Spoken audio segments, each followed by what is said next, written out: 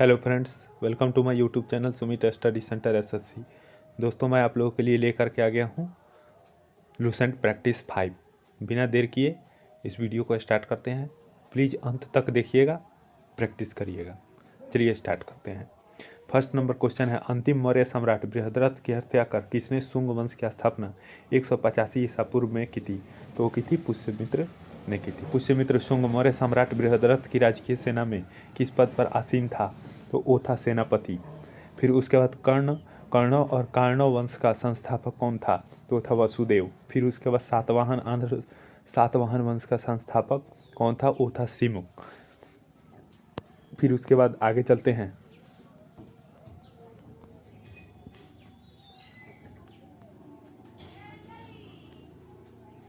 फिर उसके बाद है कि सातवाहनों ने पहले स्थानीय अधिकारियों के रूप में काम किया था, तो वो किया था मौर्यों के अधीन में किया था। फिर निम्नलिखित में से वह महानतम कुषाण नेता कौन था जो बौद्ध बन गया था? तो वो था कनिष्क। फिर उसके बाद है कुषाण काल के दौरान मूर्तिकला की गांधार शैली निम्नलिखित में से किसकी मिश्रण थी? तो भारत और ग्रीक की मिश्रण थी। किसकी थी? भारत और ग्रीक शैली थी, जो कि ऑप्शन नंबर डी में दिया गया है। फिर उसके बाद आगे चलते हैं। आगे दिया हुआ है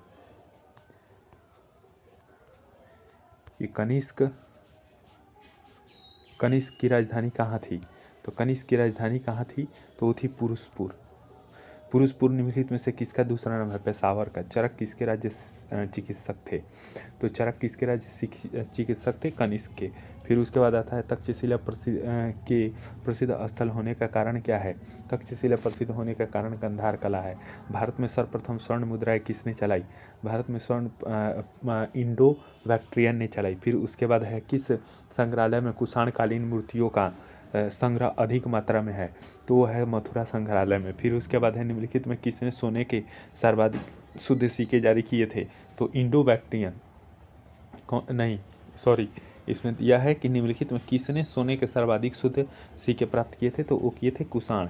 फिर उसके बाद आता है कि सातवाहनों के समय में मुद्रा सर्वाधिक किस धातु के बने हुए थे? तो सीसा के बने हुए थे। निम्नलिखित में से कनिष्क के समकालीन कौन थे? तो वो थे नागार्जुन, अशोघोष और वसुमित्र, जो कि ऑप्शन नंबर बी में दिया गया है। फिर उसके बाद है किस वंश के शासकों ने ब्राह्मणों एवं बौद्ध भिक्षुओं को कारमुक्त भूमि या गांव देने की प्रथा आरंभ की थी?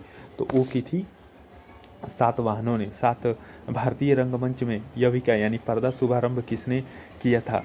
तो वो किया था यूनानियों ने। फिर उसके बाद भारतीयों के महान रेशम मार्ग किसने आरंभ किया था? तो वो किए थे कनिष्क ही रेशम रूट का खोज किए थे। फिर उसके बाद निम्नलिखित में से किसने बड़े पैमाने पर स्वर्ण मुद्राएं चलाई थी?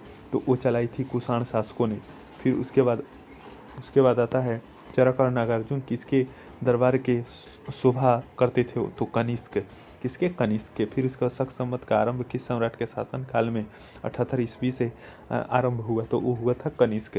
तक्षशिला विश्वविद्यालय स्थित है पाकिस्तान में। फिर उसके बाद प्राचीन काल में कलिंग का महान शासक कौन था? तो खारवेल।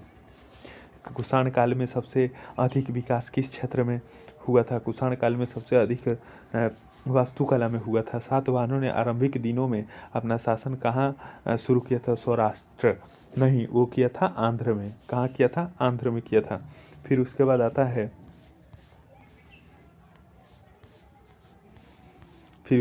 है प्लीज़ इस वीडियो को ज़्यादा से ज़्यादा शेयर करिए, कमेंट करिए, लाइक कीजिए और इस वीडियो का ज़्यादा से ज़्यादा फ़ायदा लीजिए।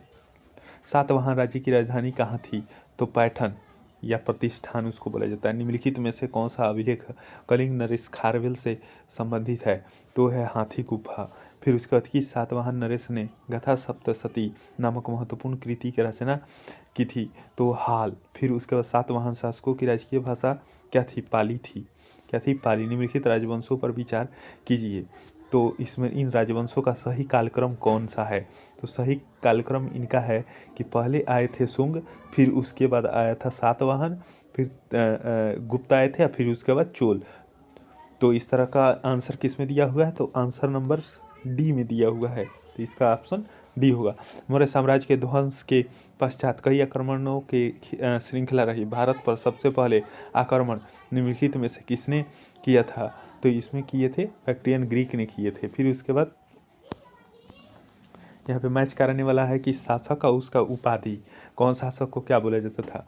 तो बोला जाता था अशोक को प्रियदर्शी बोला जाता था।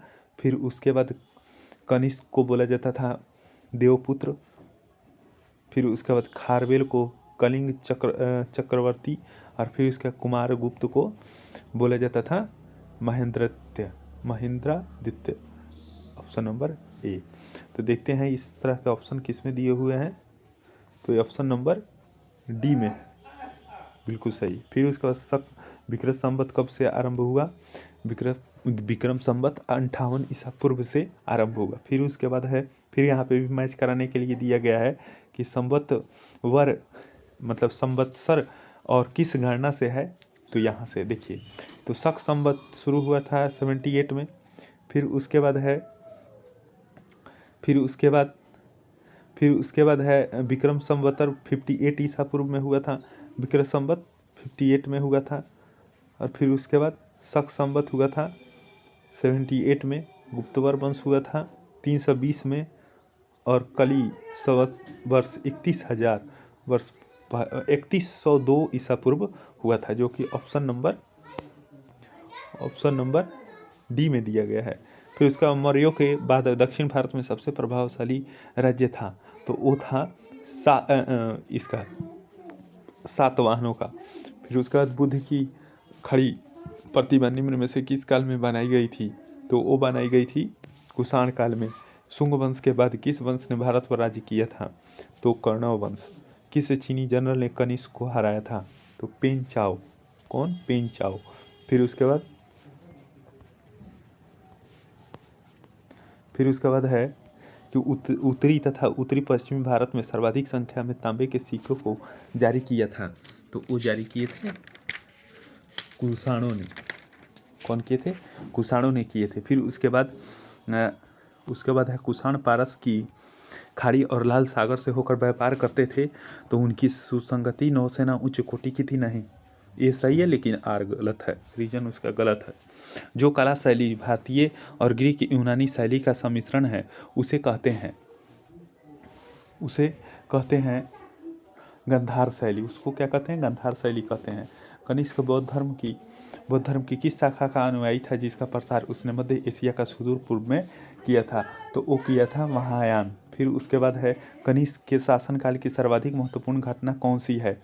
तो है चतुर्थ बौद्ध संगति। प्राचीन भारत का महान वैश्याकरण पतंजलि किसका समकालीन था।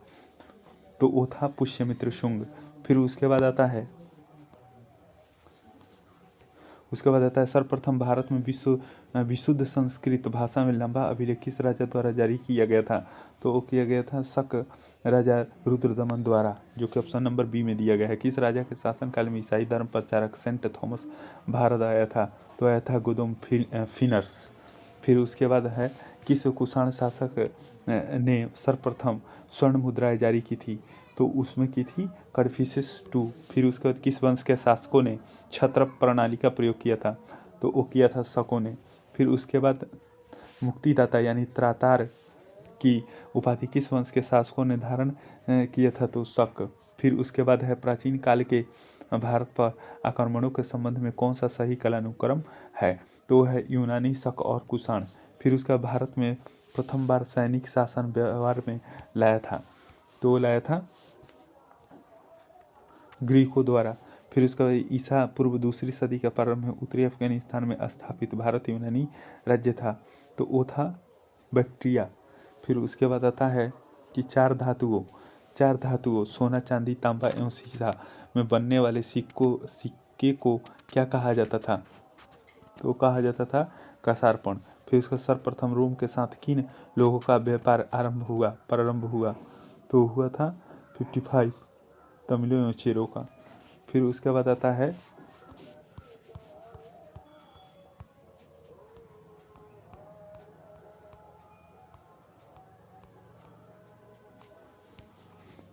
मौर्योत्तर कालीन प्रमुख बंदरगाहों में कौन असत्य है। तो है कोचीन। फिर उसके बाद है निम्न में से किस स्थान को ट्रिपल्स ऑफ द इरिथियन सी में पुडुके नाम से संबोधित किया गया है। तो किया गया है आरिकेमेडु। फिर उसके बाद है कि मौर्य उत्तरकाल में किसने भारत में हिंद यूनानी राज्य की स्थापना की थी, तो वो की थी डेमेट्रियस। निम्नलिखित में से किसने अपने जीवन के उत्तरार्ध में अपने पुत्र के हाथों राज्य सत्ता सौंप कर बौद्ध भिक्षु हो गया? तो हो गया 59 मीनांडर। फिर उसके बाद है कुषाणों का संबंध था तो सीथियन जनजाति से यानी 60 नंबर, यानी चीन की यूची जनजाति से। फिर उसके बाद निम्नलिखित में से कौन कनिष्क के बौद्ध होने के लिए उत्तरदायी था? तो वो था घोष। फिर उसके बाद इंडो ग्रीक सूची 1 को सूची 2 से सुमिलित कीजिए।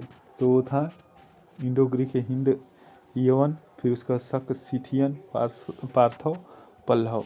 फिर उसके बाद है 63 सूची 1 को सूची 2 से सुमिलित कीजिए। तो शुंग, विदिशा, चेदी, कलिंग, सातवाहन प्रतिष्ठान, राजधानी उसकी राजधानी थी, यानी शुंग की राजधानी विदिशा है, चेदी की कलिंग, सातवाहन के प्रतिष्ठान है पैठन, और कुषाण की पुरुषपुर पेशावर है। फिर उसके बाद रोमन साम्राज्य के अनुसरण पर किस वंश के शासकों ने कैंसर की उपाधि धारण की थी, यानी सीजर की उपाधि ग्रहण की? तो वो कुषाणों ने की थी। फिर उसका निम्नलिखित में से किसका निर्माण शुंग काल में हुआ था? तो हुआ था बरहुत का स्तूप भी हुआ था, सांची का स्तूप भी हुआ था, और भांजा स्तूप भी हुआ था। तीनों स्तूप हुए थे। फिर उसके बाद सातवाहन नरेश हाल के समकालीन गुणाध्याय ने किस प्राकृत ग्रंथ की रचना की थी? तो वो की थी बृहत कथा। फिर निम्नलिखित में से निम्नलिखित कथनों पर विचार कीजिए। तो इसमें दिया गया है कि सातवाहन शासक बौद्धों पर अत्याचार करते थे, पुष्यमित्र शुंग बौद्धों को संरक्षण देते थे, बौद्ध कथा में बोध गया में शशांक ने बुद्धि वृक्ष को काट दिया था। यही सही है बिल्कुल। ये ऑप्शन नंबर कितना में दिया गया है? ऑप्शन नंबर सी में दिया गया है ये वाला, और नहीं डी में दिया गया है, केवल 3 होगा। फिर उसके बाद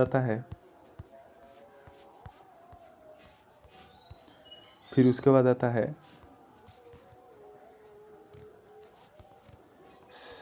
निम्नलिखित में से किस अभिलेख में चंद्रगुप्त मौर्य और अशोक दोनों का उल्लेख किया गया है? तो किया गया था महाक्षत्रप रुद्रदमन का जूनागढ़ अभिलेख। फिर उसका प्राचीन भारत में निम्नलिखित में से किस एक ने नियमित रूप से सोने के सिक्के चलाए थे? तो चलाए थे कुषाण।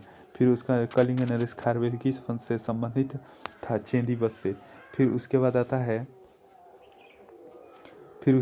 है कि प्राचीन भारत में देश की अर्थव्यवस्था में अत्यंत महत्वपूर्ण भूमिका निभाने वाला श्रेणी संगठन के संदर्भ में निम्नलिखित में से कौन सा कथन सही है? तो पहला दिया है प्रत्येक श्रेणी राज्य के केंद्रीय प्राधिकरण के साथ पंजीकृत होती थी और प्रशासनिक स्तर पर राजा उनका प्रमुख होता था। दूसरा है श्रेणी ही वेतन, काम करने के नियमों, मानकों और कीमतों को सुनिश्चित करती थी। तीसरा है श्रेणी का अपने सदस्यों पर न्यायिक अधिकार होता था। निम्नलिखित कूटों के आधार पर सही उत्तर चुनिए। तो इसमें 2 और 3 दोनों सही है, यानी कि श्रेणी ही वेतन, काम करने के नियमों, मानकों और कीमतों से सुनिश्चित करती है। श्रेणी का अपने सदस्यों पर न्यायिक अधिकार होता है, जो कि 2 और 3 बिल्कुल सही है, बिल्कुल करेक्ट है। आई होप आप लोगों को ये वीडियो अच्छा लगा होगा, कोई प्रॉब्लम नहीं हो रहा होगा। प्लीज़ इस वीडियो को ज़्यादा से ज़्यादा शेयर करिए, सब्सक्राइब करिए, लाइक करिए, कि ताकि हमको मोटिवेशन मिलता रहे इस तरह के वीडियोज़ बनाने के लिए। Thank you.